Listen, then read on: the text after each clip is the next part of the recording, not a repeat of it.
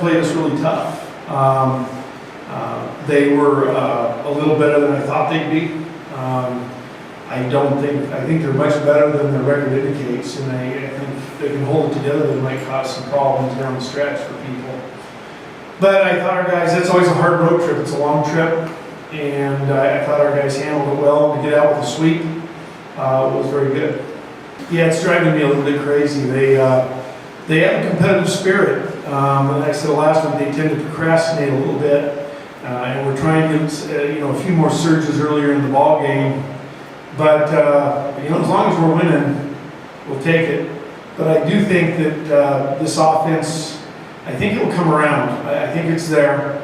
I think we're still trying to find a few places where people need to hit in the order, and we need just a few more guys, a couple more guys to show up consistently, and I think we'll be on our way on the offensive end. Yeah, I don't think the run production or maybe the total number of hits was indicative of our improvement, but being there, the quality of our contact, the number of hard outs that we hit into, we certainly made some improvement. It was very glaring to us. The production maybe wasn't there, but when you line out a bunch of times, it's hard to produce stuff. So I think we're making progress. Well, the pitching, we tell our guys it all starts on the mound. And, as long as we can get good pitching and play the solid defense that we typically play, that offense will tend to be a little more volatile because it's dependent upon so many other things. But yeah, our pitching staff's done a nice job. I think we can still do better. We're narrowing it down to what's going to work in terms of combinations out of the bullpen and starters. We're still trying to solve that fourth starter issue. We don't have any question, I think you could say in a heartbeat, that it's Nick Borowski. And he has the starting experience from junior college. We just aren't quite ready to do that yet. But once again, this week we're going to leave game 4 open, and if we don't use Nick by Sunday, he'll probably be the guy. If we have used him, it's one of a few different kids that we'll take a look at. Well, I think he's a great competitor and an extremely talented freshman. I do think he's benefited from his relationship with Tyler Ehlers. They've spent a lot of time together. We room them together. And I think Tyler's kind of taken him under his wing, and I think that's certainly helped. And I think there's some older kids that he probably has learned from. He's also set an example of the poise and approach that it takes to be successful, that some of our other kids are having an opportunity to learn from. Been pretty steady, and that's what he pitched all fall too.